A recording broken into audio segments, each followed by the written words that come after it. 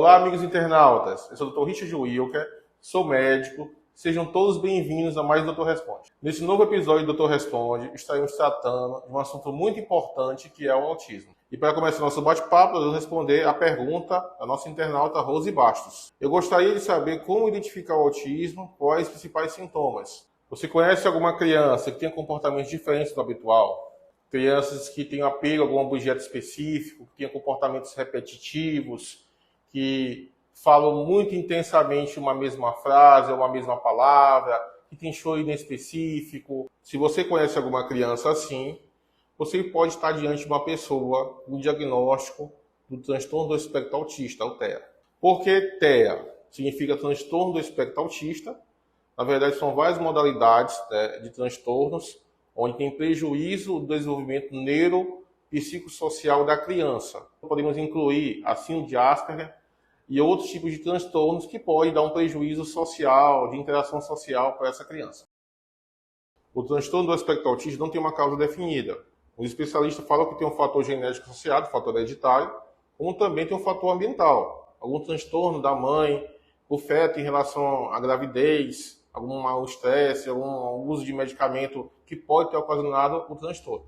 Agora nós vamos responder a pergunta da nossa internauta Maria Thaís. Ela questiona a relação do autismo com a hiperatividade. Não, Maria Thaís. Quem tem autismo pode ter hiperatividade, claro, mas nem todo autista tem essa hiperatividade associada e nem todo hiperativo é autista.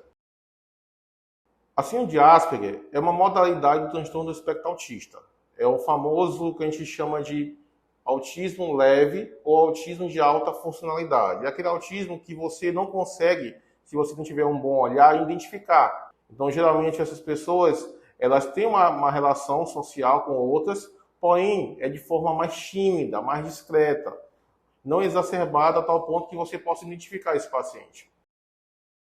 Sim, existem vários graus de autismo. Nós temos autismo de baixa funcionalidade, aquele autismo grave, é aquele autismo em que o paciente ia ficar dependendo praticamente a vida toda de um cuidador, de um familiar, para poder ele sobreviver. Muitas vezes esse paciente ele precisa de ser acompanhado de forma intensiva por uma equipe multidisciplinar, que o caso dele é bem grave. Existe o autismo de média funcionalidade, é aquele paciente que depende um pouco ainda do auxílio dos familiares, de cuidadores, para poder se vestir, para poder comer, que é aquele autismo que o paciente ele pode trabalhar normalmente, ele pode estudar, um pouco de dificuldade, um pouco mais de timidez, ele consegue fazer as atividades rotineiras do dia a dia, mas consegue. E tem o de alta funcionalidade, que é o autismo leve, que é aquele autismo que os pacientes não têm dificuldade, não têm tanta dificuldade de interação social, eles podem trabalhar de forma normal, estudar. As pessoas geralmente não percebem. Se você não tiver um olhar específico para esse paciente, você não consegue identificar se esse paciente é realmente autista. Ele é um pouco mais tímido e tudo, mas consegue desempenhar suas funções rotineiras normais. É importante se falar que o diagnóstico de transtorno do espectro autista é clínico, é essencialmente clínico. Não existe exame laboratorial, nem existe exame de imagem que pode diagnosticar o transtorno.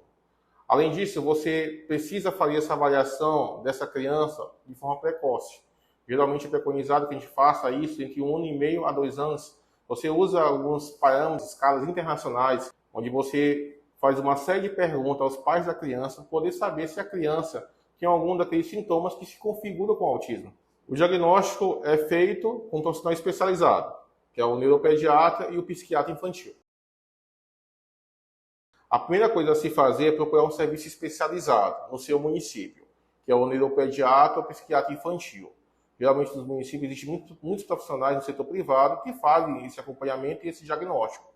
Se o paciente entrar pelo SUS, ele pode ser direcionado através do médico clínico na unidade básica de saúde da família para um serviço de especialidade do próprio município, ou então ser direcionado para o CAPS, onde esse paciente vai pegar a avaliação do psiquiatra infantil.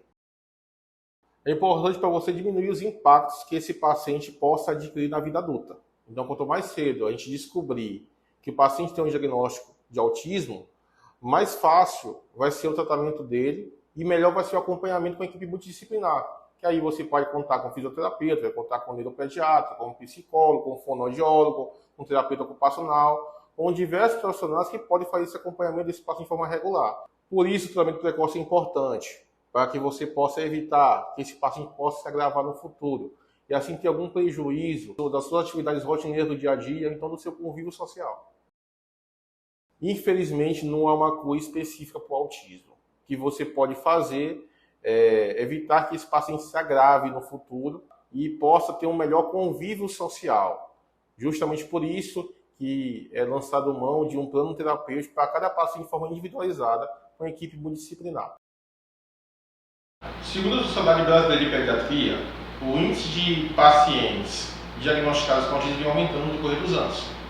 Isso deve principalmente ter um diagnóstico adequado. Há mais meninos do que meninas, o índice de 4:1. Isso é evidenciado em todas as classes socioeconômicas, raças e etnias. Não há diversidade em relação a isso. Porém, existe mais meninos autistas do que meninas autistas. E justamente por isso que a cor que representa o autismo é o azul.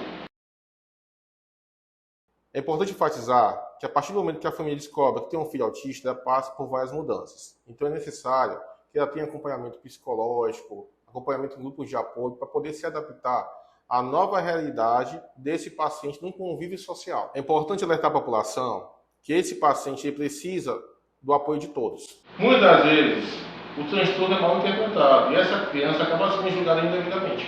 Por isso, toda atenção e empatia se faz necessária, garantindo assim melhores condições de convívio e respeito para essas crianças.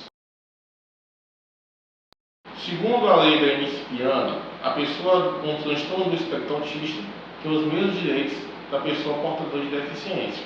Desta forma, é garantido aos autistas as mesmas proteções do Estatuto da Pessoa com Deficiência. Gostou desse vídeo?